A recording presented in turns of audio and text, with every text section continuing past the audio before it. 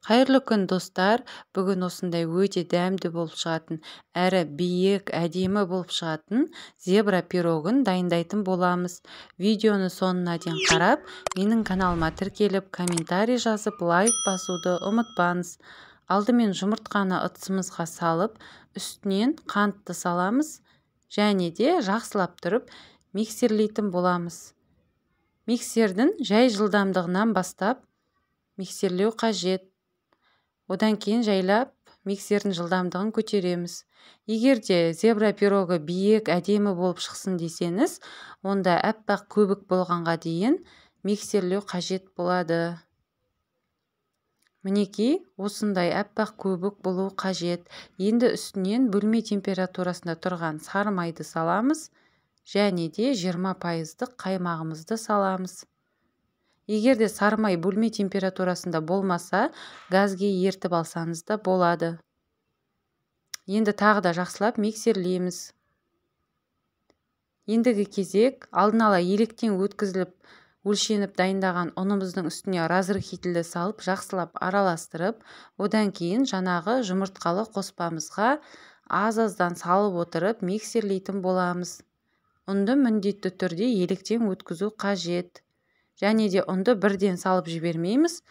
Осы видеодағыдай аз-аздан салып отырамыз.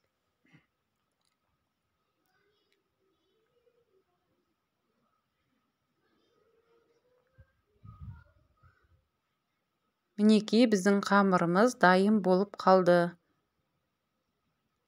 Түйіршігі қалмайтындай қылып миксерлеп аламыз. Осындай сұйықтықта болады. Қатты қою да болмайды, сұйықта болмайды, орташа көлемде қаймақ тәрізді болады. Енді осы сұйықтығымызды біз екі бөлікке бөлеміз, яғни жарты бөлігіне какао ұнтағын салатын боламыз. 3 шай қасық какао ұнтағын саламыз, және де жақсылап тұрып араластырамыз. Енді формамызға осылай пергамент қағазын төсеп, 2 ас қасықтан осылай өлшеп отырып саламыз. Менде форманың диаметрі 24 см.